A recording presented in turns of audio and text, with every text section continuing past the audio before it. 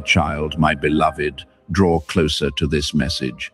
Because the moment these words met your eyes, heaven leaned forward. Around you, something began to move that you cannot yet see, but you can feel its gentle touch upon your spirit. You must pay attention, my child, because you did not get this message by accident. You grabbed it with a force that is older than time, a force that has been waiting for you to stop running away from the miracle that has been calling your name for a long time. Take a moment to breathe. My beloved, heaven is telling you that if you skip this, you will miss the moment when your fate changes. And that is why Archangel Michael is begging.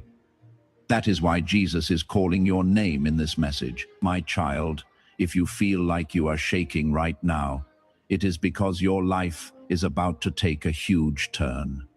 A turn you prayed and cried and begged heaven to send when no one else could understand your pain. This is not just a message, beloved. This is a rescue from heaven, an intervention from God, and a break in the storm you have been hiding from. My child, please hear this clearly before you go on, because if you have ever wished that God would talk to you directly, this is the time. You should not skip, walk away, or put things off this time, says heaven. Please allow me to share something holy with you, my beloved, because there are times in life when God watches how you react, not to punish you, but to release what is rightfully yours. And now is one of those times. Tell yourself in your heart, I am ready, before we go on, because heaven has been waiting for you to finally be ready. I have never left you, my beloved, Jesus says. And they think I have forgotten about them, but I have never left them. I have never given up on them.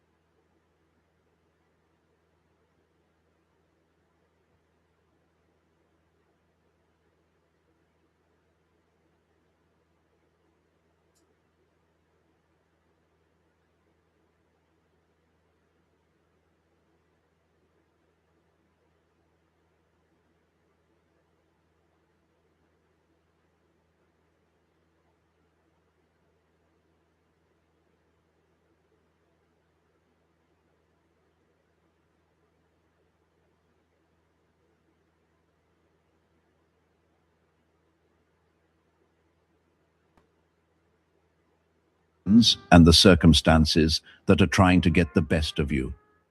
My beloved, you have no idea how many people wanted you to fail. How many hearts faked praise for you while wishing you would take longer, but heaven saw everything.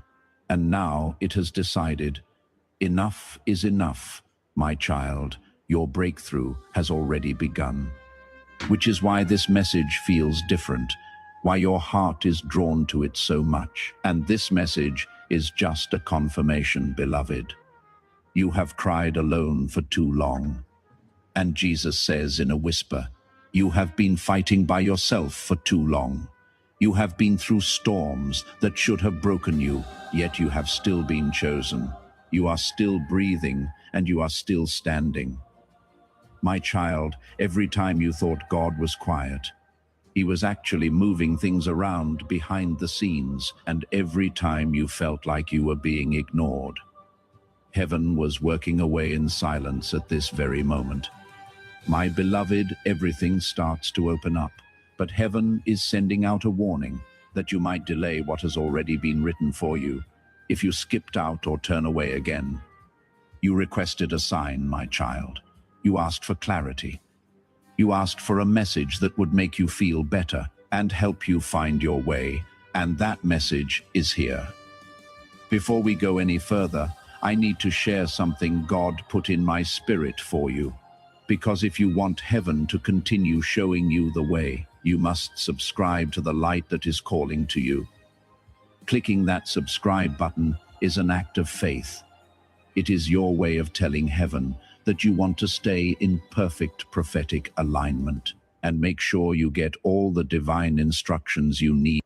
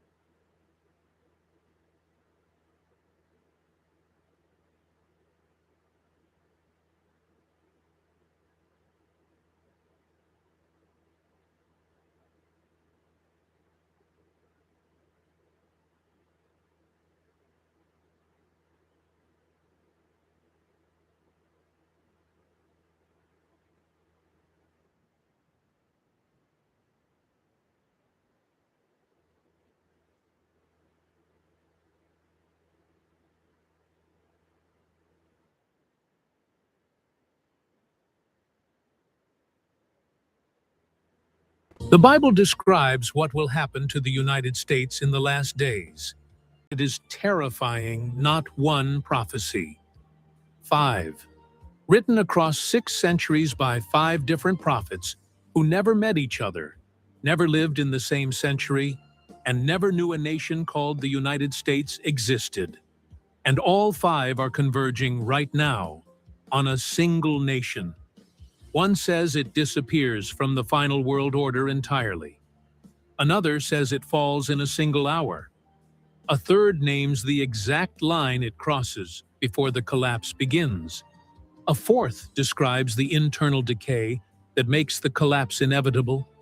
And the fifth shows us the final image, the most powerful defender Israel has ever had, reduced to a spectator, holding a piece of paper while God fights alone.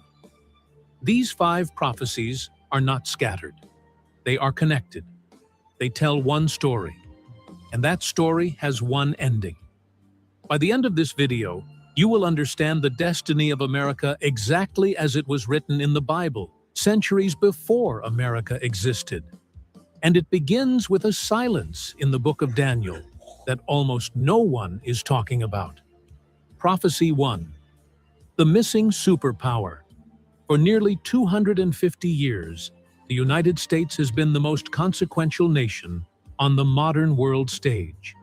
It liberated nations crushed under tyranny. It rebuilt Europe after 2 world wars when the continent lay in ruins. It stood for half a century as the primary wall between the free world and the expansion of totalitarian power. And through it all, it sent missionaries, funded seminaries, and carried the gospel to places that had never heard the name of Jesus Christ.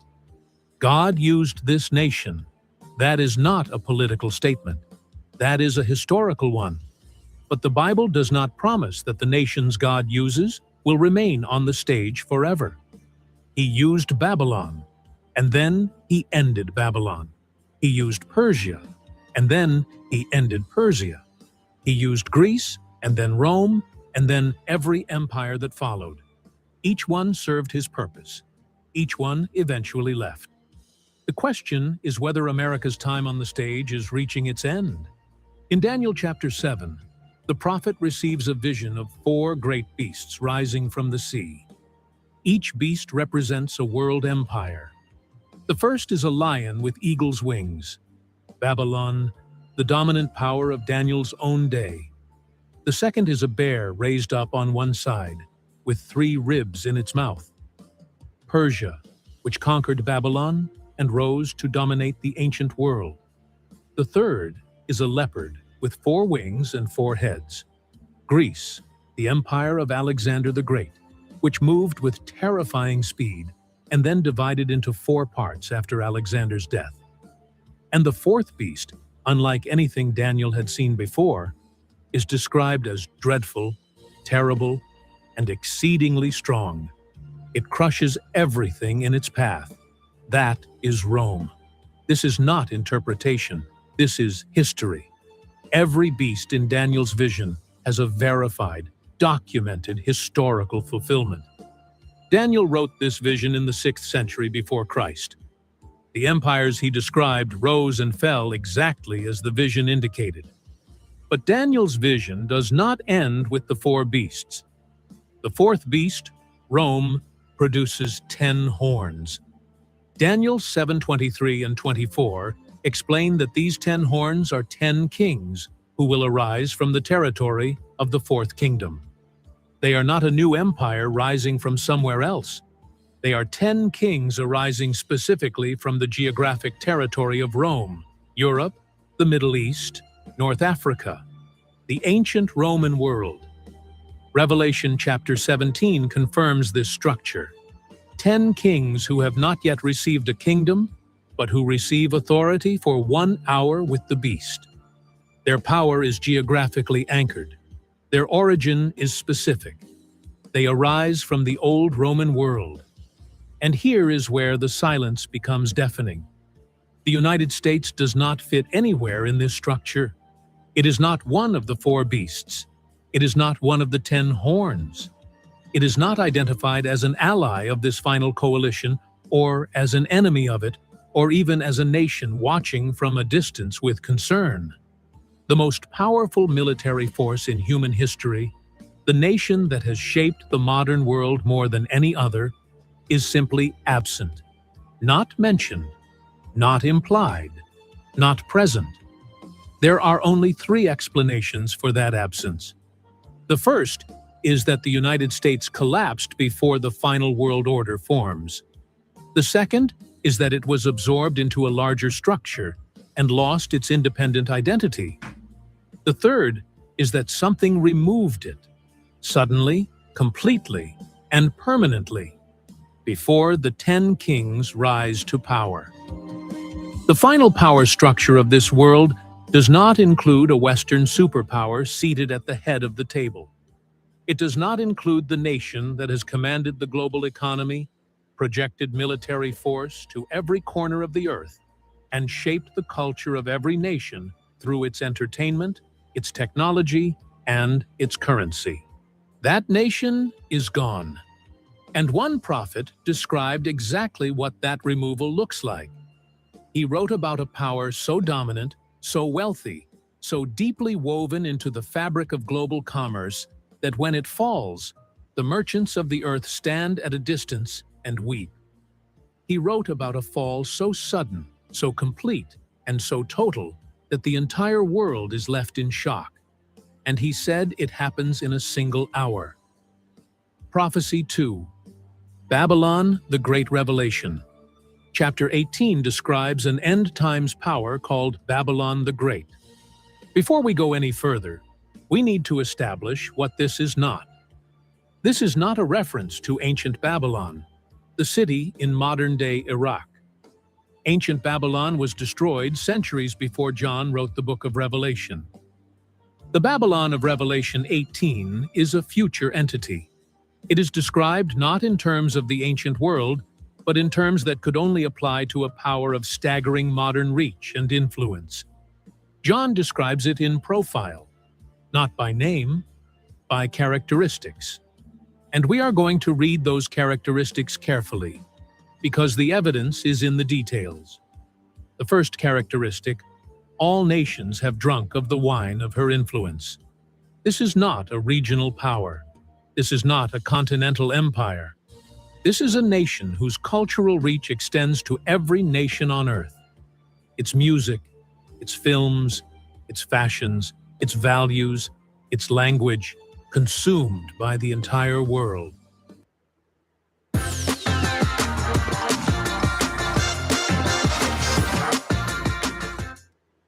With new Millionaire for Life from the Hoosier.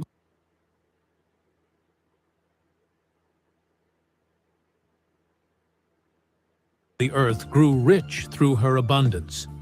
She is not merely wealthy, she is the engine of global wealth. The world's commercial system runs through her. When she trades, nations prosper. When she stops, the system collapses. The third characteristic: she glorified herself and lived in luxury. A standard of living so far beyond anything the ancient world could imagine that it would have been incomprehensible to every civilization that came before her.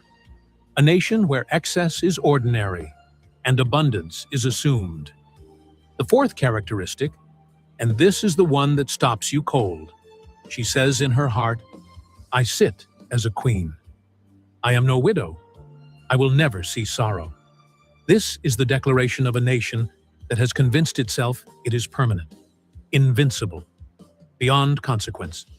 A nation that looks at its own power and concludes that nothing can touch it. The fifth characteristic: when she falls, the merchants of the earth weep. Because no one buys their cargo anymore. The global economy does not simply slow down, it stops. Because her consumption was the engine that kept it running.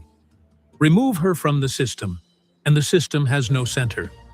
The sixth characteristic: in 1 hour, such great riches came to nothing. This is not a gradual decline. It is not the slow erosion of decades. It is instantaneous, total, complete. 1 hour. And the seventh: the light of a lamp shall shine in her no more. Total darkness after total brightness. A civilization that illuminated the world goes completely dark. Now we go to the three-witness confirmation, because Scripture does not leave this testimony to a single prophet. Jeremiah chapter 50, verse 23, written 6 centuries before Christ. The prophet describes a power called the hammer of the whole earth, and declares that it has been cut apart and broken. The hammer of the whole earth. The nation that shaped every other nation, that struck the anvil of global history. Cut apart and broken. Isaiah chapter 47, verses 7 through 9. Also written centuries before Christ. A power declares, "I shall be a lady forever. I will not sit as a widow. I will not know loss." And the prophet responds, "These two things will come to you in a moment, in one day. The loss of children and widowhood. They will come on you in their fullness." 3 prophets, writing centuries apart, describing the same profile, the same pride, the same sudden and total destruction. Now look at this description against the world as it exists today. The US dollar is the world's reserve currency. American entertainment reaches every continent. American military bases sit on every continent. The global internet runs on American infrastructure. We are not drawing a conclusion for you. We are reading the description. And the description speaks for itself. Babylon the Great falls suddenly. It falls completely. The merchants weep. The ships stand still. The global economy stops. In 1 hour, exactly as 3 prophets said it would. And if that nation is the reason the most powerful country on earth does not appear in Daniel's final world order, then Prophecy 1 and Prophecy 2 are not 2 separate observations. They are one answer. The missing superpower did not fade. It fell. Suddenly. In 1 hour. But a nation this dominant does not fall in a vacuum. Something breaks first. Something that was protecting it is withdrawn. Scripture tells you exactly what that breaking point is. And that history has already begun. Prophecy 3. The covenant line. No nation in modern history has stood with Israel the way the United States has stood with Israel. When Israel declared its independence on May 14, 1948, the United States was the first nation on earth to extend formal recognition within 11 minutes of the declaration. Not hours, not days, 11 minutes. In the most contested geopolitical moment of the 20th century, with every Arab nation surrounding Israel and promising its destruction, the United States stood up first. I've had this fight in me since the very start. I always wanted more. I went back to school at 39. 33. In the wars that followed, 1967, 1973, and beyond, American military support, American intelligence, American diplomatic cover, and American weapons sustained a nation that was outnumbered and surrounded. Israel survived wars it had no natural right to survive, and the United States was there every time. During that same period, the United States experienced the most extraordinary run of economic growth, military dominance, and global influence in the history of any nation. It became the world's largest economy. It became the world's sole superpower. It became the cultural center of the modern world. That is not a coincidence. Genesis chapter 12, verse 3. God speaking to Abraham, "I will bless those who bless you, and I will curse him who curses you." This is not a suggestion. It is not a diplomatic preference. It is a covenant, a binding, unconditional, permanent covenant that God established with Abraham and with his descendants. The nation of Israel is the covenant people, and the nations that bless them receive blessing. The nations that curse them receive the curse. The United States blessed Israel, and it was blessed. But Genesis 12:3 is not the only word on this subject. Joel chapter 3, verse 2. God declares that he will enter into judgment with the nations who scattered his people and divided his land. Not nations that opposed Israel militarily, nations that divided his land. That drew lines through the covenant territory. That pressured the covenant people to surrender what God gave them. Zechariah chapter 12, verse 3. Jerusalem will become a burdensome stone for all peoples. All who burden themselves with it will be cut in pieces. The covenant has 2 sides. Bless Israel and receive blessing. Pressure Israel to divide its land and receive the consequence.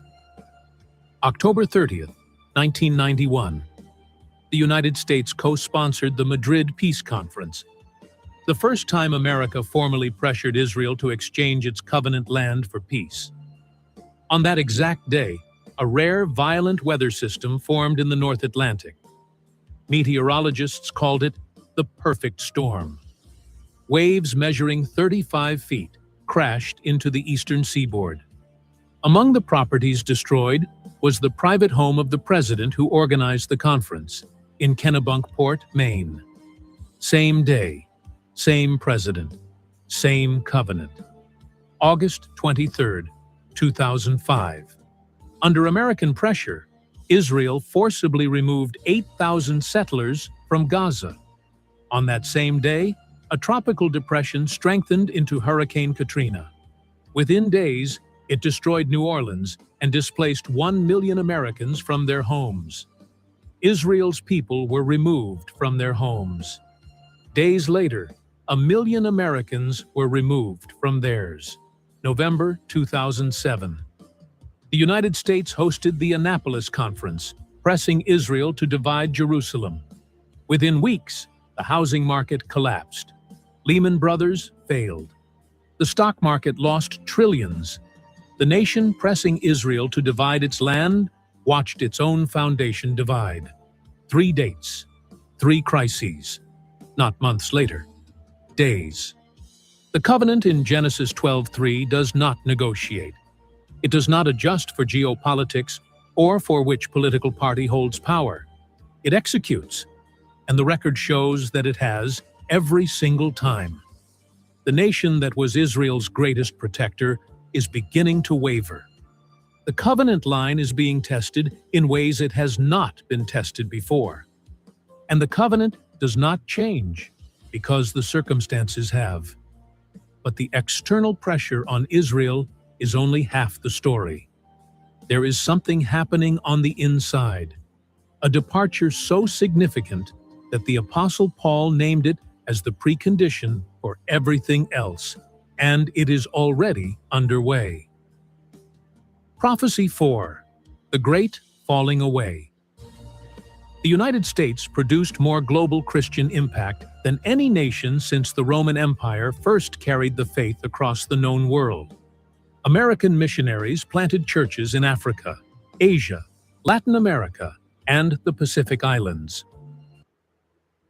Get up to $80 in MasterCard Virtual Reward Cards. Your truck, your call. Return the stolen Butterfingers, or walk the plank. American churches funded Bible translations into hundreds of languages. The Great Awakenings that swept across American soil sent spiritual renewal across the entire English-speaking world and beyond. This is not a nation that ignored God. This is the nation that carried the gospel farther than any other in modern history. And that is precisely what makes what is happening now so significant. The falling away is not occurring in a nation that never knew the truth.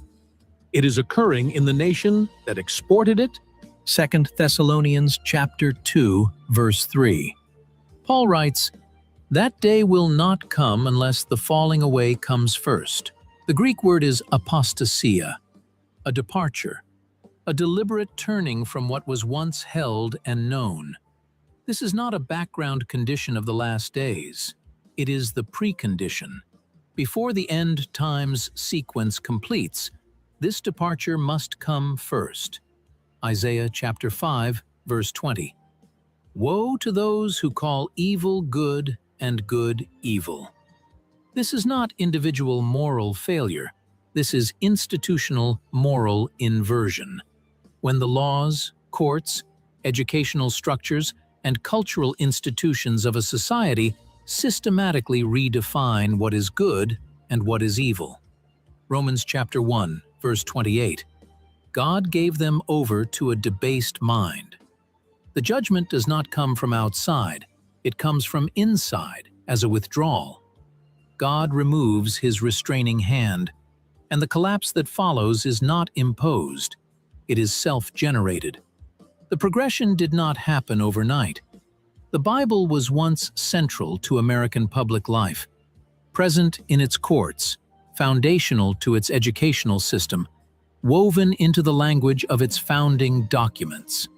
Then it became private, then optional, then a problem, regressive, intolerant, incompatible with progress. Each generation accepted as normal what the previous generation would have found unthinkable. In Iran, owning a Bible can result in imprisonment. Iranians who follow Jesus Christ memorize entire books of Scripture as a survival strategy. The physical copy is too dangerous to keep in their homes. They carry the Word of God inside their minds because it is the only place the government cannot reach it. In the United States, the Bible app has been downloaded more than 500 million times. The average user opens it less than once a month. One nation is dying to read this book. The other is too comfortable to open it. The church growing fastest in the world right now is not the one with freedom. It is the one under persecution. That is the falling away. Not the absence of Bibles. The comfort that makes faith feel unnecessary. A nation that removes God from its foundations does not drift. It collapses under the weight of that removal. The external collapse that Revelation 18 describes has an internal cause. And that cause is already fulfilling exactly what the prophets said would come. All of this, the economic fall, the covenant breach, the internal decay, leads to one final image, one last picture that the prophet Ezekiel left us. And it is the most devastating image of all. Prophecy 5, the young lions. Ezekiel chapter 38 describes a massive coalition of nations marching against Israel in the latter days. God identifies the leader, Gog, of the land of Magog, and lists the nations that follow: Persia, Ethiopia, Libya, Gomer, Togarmah of the north. The ancient names map onto modern nations with striking precision: Magog, Russia; Persia, Iran; Togarmah, Turkey; Libya and Ethiopia; North Africa and the Horn of Africa; Russia, Iran, Turkey, Libya, Sudan. If you watched our documentary on Iran, you already saw this coalition taking shape in real time, armed, aligned, and conducting joint military exercises. The coalition Ezekiel described 26 centuries ago is assembling in our generation. And when this coalition marches against Israel, something happens that is as revealing as the march itself. Ezekiel 38:13. A group of nations responds: Sheba and Dedan, the Arabian Peninsula, the merchants of Tarshish, and all their young lions. Their response: Have you come to take plunder? Have you gathered your army to take booty? This is not a declaration of war. This is not a mobilization order. They do not send a fleet. They do not send a carrier group. They send a question. A protest note, filed from the sidelines while the largest military coalition in prophetic history advances on God's covenant nation. Ancient Tarshish was a Western maritime trading power, placed by most scholars at the western edge of the known world. The British Isles, the Iberian Peninsula, a seafaring, commercially dominant civilization.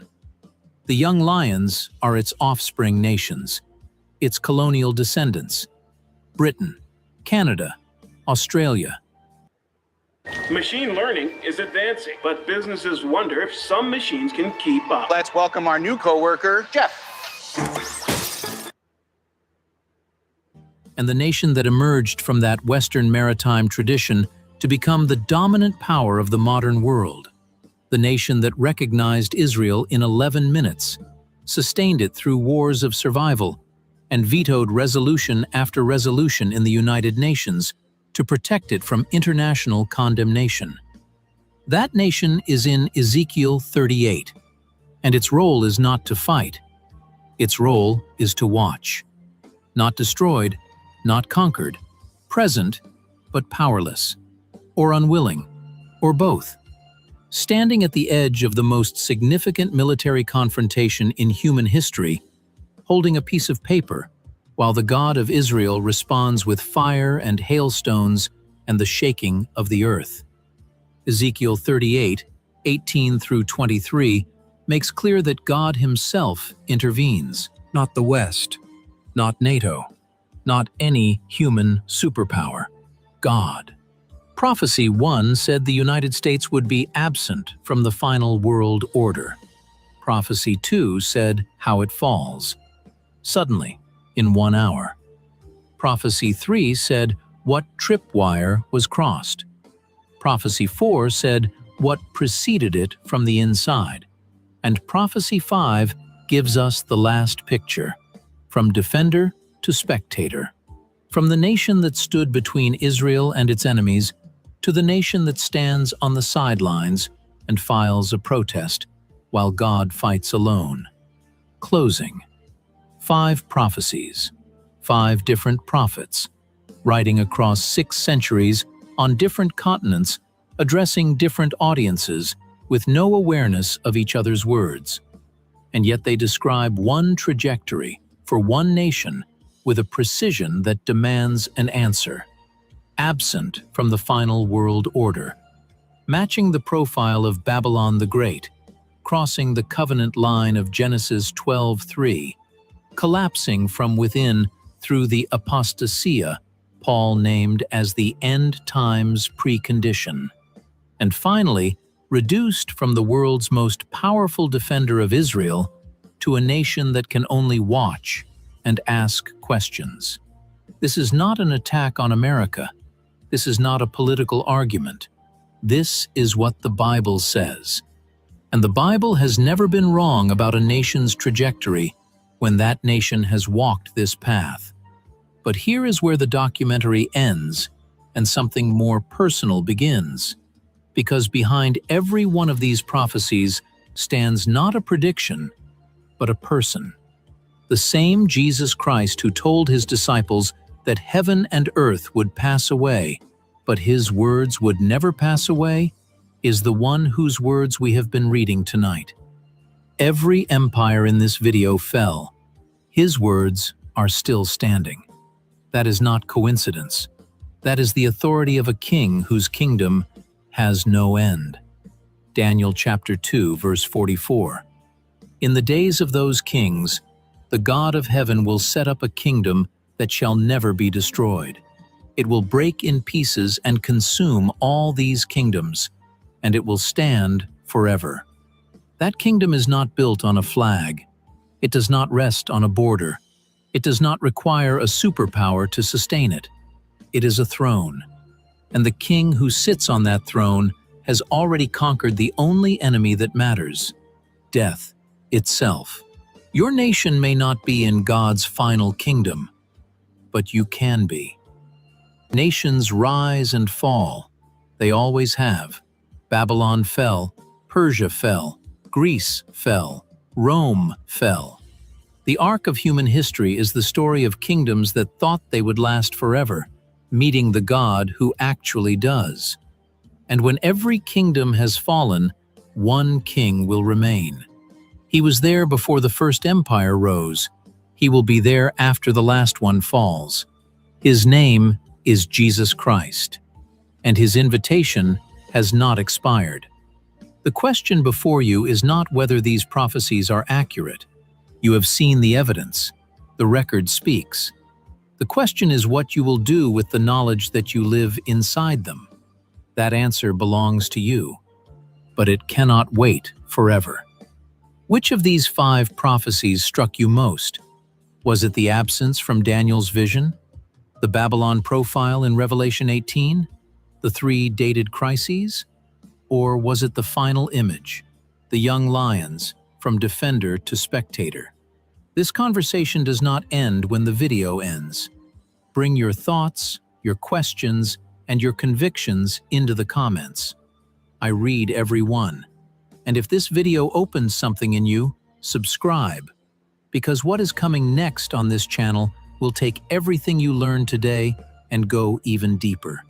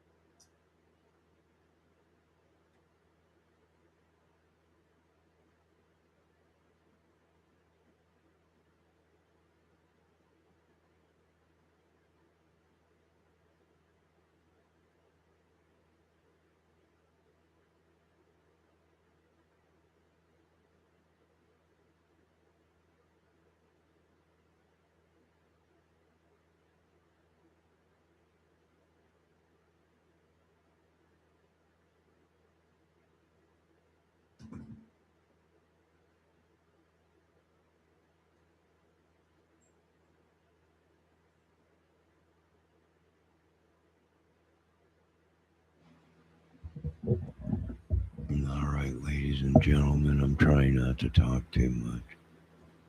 Got the old throat chakra put on me. But, out of all these people in the Bible, there was only one that wrote the truth.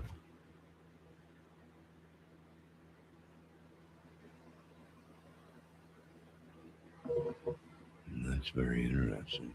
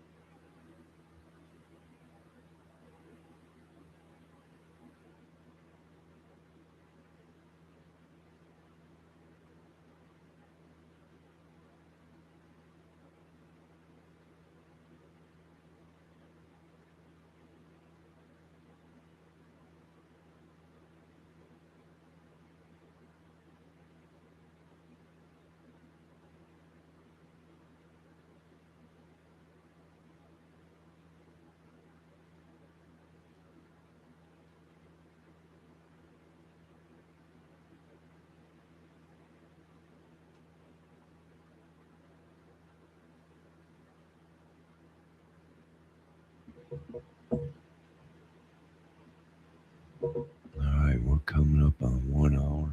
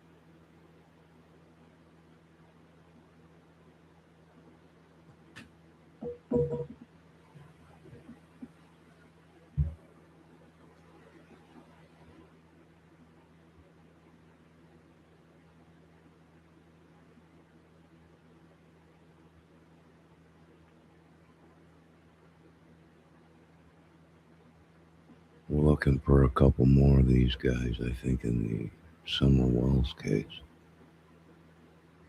In this crime sector, or whatever they call it, drama sector.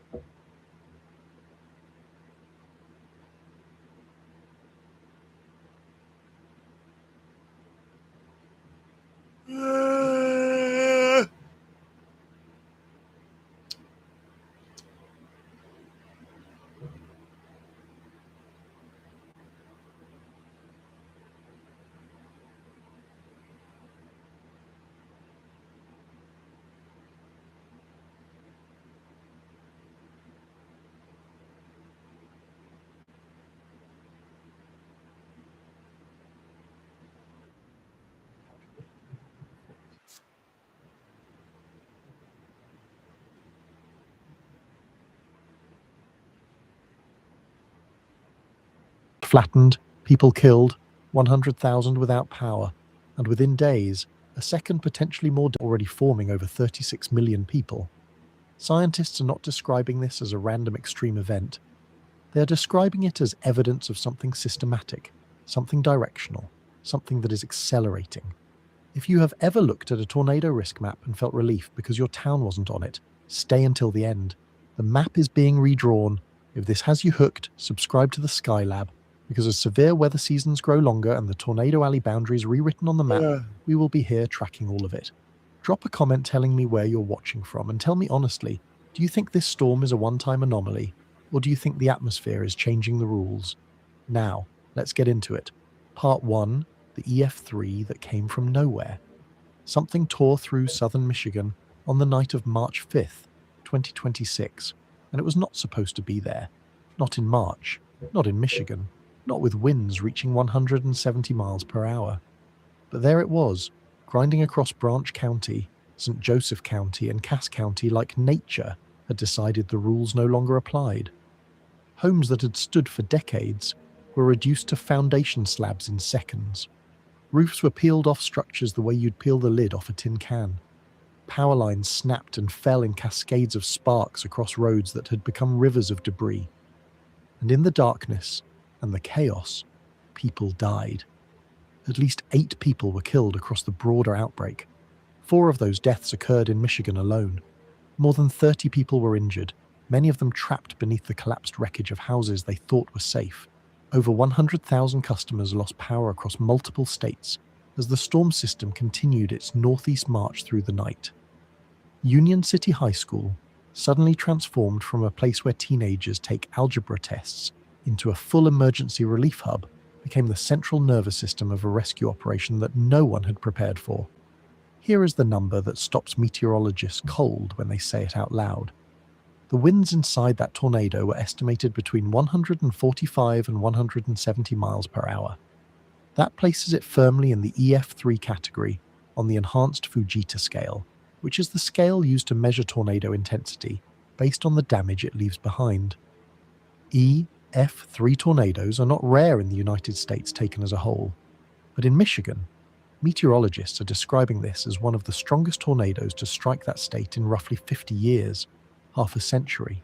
Think about how much the world has changed in 50 years, and then consider that the last time Michigan saw a tornado anywhere near this powerful disco was still on the radio. The Enhanced Fujita scale runs from 0 to 5. Most tornadoes that touch down in any given year sit at EF0 or EF1. They snap branches, knock over fences, maybe tear off a section of roof. An EF3 is a different species of storm entirely. At those wind speeds, well-constructed homes are destroyed, cars are thrown considerable distances, trees are debarked by the wind, stripped down to pale naked wood like something out of a nightmare. This was not a minor weather event that got upgraded in the news cycle. This was a genuinely violent tornado doing exactly the kind of damage that violent tornadoes do, in a place that has almost no historical experience with violent tornadoes. And here is where it starts to get strange, even by the standards of a violent tornado tearing through southwestern Michigan in the middle of the night. The storm struck in early March, not April, not May, not June, when the atmosphere is fully loaded with summer heat and Gulf moisture, and the classic ingredients that produce the tornado outbreaks most people associate with the word tornado season. Early March is, historically speaking, not tornado season in Michigan. It is barely tornado season anywhere in the northern tier of the United States. The ground is still cold, The atmosphere is still transitioning out of winter. The conditions that breed the most violent rotating thunderstorms are not supposed to be available yet. And yet there the tornado was, doing 170 miles per hour in March. In the immediate aftermath, as emergency crews worked through the debris and families tried to account for missing neighbors, meteorologists began asking a question that goes well beyond this one terrible night. If tornadoes like this are now possible in Michigan in early March, how many other places are now inside a risk zone that they don't know about? How many cities, how many towns, how many neighborhoods full of houses built to historical standards are now sitting in the path of a threat that has quietly migrated toward them while they were looking somewhere else? That is the question underneath this story. Not just what happened on the night of March 5th in southern Michigan, but what it means that it happened at all. Because the meteorologists who study tornado climatology, who spend their careers tracking where these storms occur and when and why, are not waving this event away as a fluke. They are not reassuring the public that this was just one of those random things that nature occasionally does. They are doing something more unsettling than that. They are saying they've been watching a pattern develop, and that this storm fits it almost perfectly. But before we get to the pattern, we need to talk about something that in some ways is almost as alarming as the tornado itself. Because the tornado did not just arrive without warning in a geographic sense. It arrived without warning in every sense. The forecast didn't see it coming. The models didn't see it coming.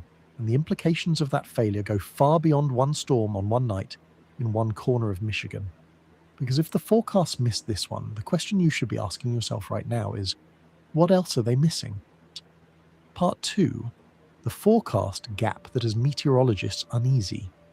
The National Weather Service exists in its most fundamental purpose to give people time to move to a basement, time to pull over and shelter, time to make a phone call to someone you love and tell them to get inside. Warning time is the difference between a tornado that kills dozens and a tornado that kills hundreds, and the entire infrastructure of American severe weather forecasting is built around the singular goal of maximizing that window between the moment forecasters see danger coming and the moment danger arrives. In the days before the March 2026 outbreak, that window was almost non-existent. The Storm Prediction Center, which is the branch of the National Weather Service, responsible for issuing severe thunderstorm and tornado watches across the country, had placed the affected region under only a marginal severe weather risk in the lead-up to the event. Marginal. That is the lowest meaningful threat level on their scale. It means, yes, some bad weather is possible, but don't clear your schedule. Forecasters expected isolated thunderstorms. They expected the kind of weather that makes you grab an umbrella, not the kind of weather that makes you grab your children and run for the lowest point in your house. The models used by the National Weather Service rely on a combination of observational data and atmospheric physics to project what the atmosphere will do hours and days into the future. The primary tools in their arsenal include the GFS, which stands for Global Forecast System, the NAM or North American Mesoscale model, and the HRRR, the High Resolution Rapid Refresh model. These are enormously sophisticated pieces of computational science. They ingest billions of data points from weather balloons, satellites, aircraft, and surface stations, and attempt to simulate the behavior of the entire atmosphere at once. They are, by any reasonable measure, technological marvels, and they missed this storm. The atmosphere intensified faster than the models predicted. Instability developed more rapidly and more aggressively than the grid-based projections captured. By the time radar showed the signatures of supercell rotation forming, the lead time available to forecasters had collapsed to minutes rather than hours. Several meteorologists who reviewed the event afterward used a phrase that sounds almost poetic in its precision. They described what happened as rapidly evolving mesoscale chaos. Mesoscale refers to weather phenomena that operate at the intermediate scale, larger than a single thunderstorm cell, but smaller than the broad weather systems that dominate a regional forecast. Mesoscale convective processes are the tricky zone of atmospheric science, where things happen fast enough and at a scale small enough that the models sometimes simply don't see them coming. When a mesoscale feature develops rapidly inside an already unstable environment, the resulting escalation can be explosive in the most literal meteorological sense. Think of it this way. Weather prediction models work on a grid. Every grid square has an average value for temperature, moisture, pressure, and other variables. But the atmosphere doesn't operate on a grid. It operates continuously in 3 dimensions, with features that can be smaller than any grid square and still capable of triggering a violent supercell. When those small-scale features align in an unstable environment, they can catalyze an outbreak before the model even registers that something significant is happening. This is not a new problem. Meteorologists have known for years that mesoscale convective events can outpace model resolution, but the March 2026 storm put that abstract limitation in front of the public in the most concrete possible terms. 8 people dead, hundreds of homes destroyed, and a warning system that simply could not move fast enough. The public safety implications here are deeply uncomfortable. If storms can develop and intensify faster than warning systems can respond, then the traditional safety math changes. Instead of having 20 or 30 minutes of warning time to shelter, communities may have 5 minutes, or 2, or none.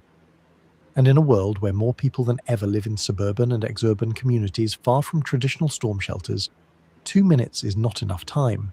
There is active work happening to close this gap. AI-assisted forecasting tools, improved satellite technology, and denser radar networks are all part of an ongoing effort to shrink the window between storm formation and warning issuance. We will get to that part of the story later because it is genuinely hopeful. But the gap exists right now, today, and the Michigan outbreak exposed it in a way that is difficult to look away from. And here's the thing that should really be keeping atmospheric scientists up at night. The models didn't just fail to predict one rogue storm. They failed in a region that was already transitioning into a historically unusual threat environment. Because Michigan, as it turns out, was not supposed to be in the path of anything like this at all. So why was it? Part 3. Michigan is not Tornado Alley, or wasn't.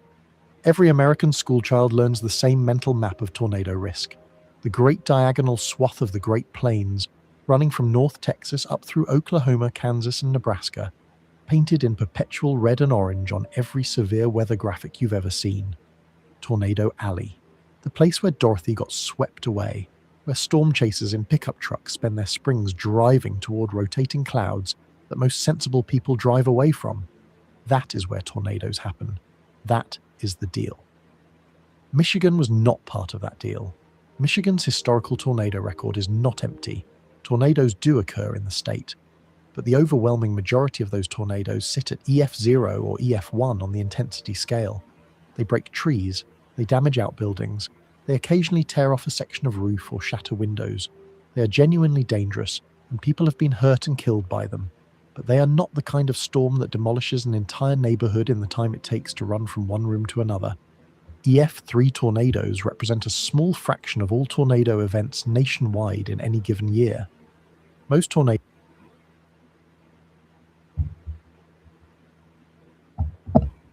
All right, you folks have a good night. We'll pick back up with this tomorrow.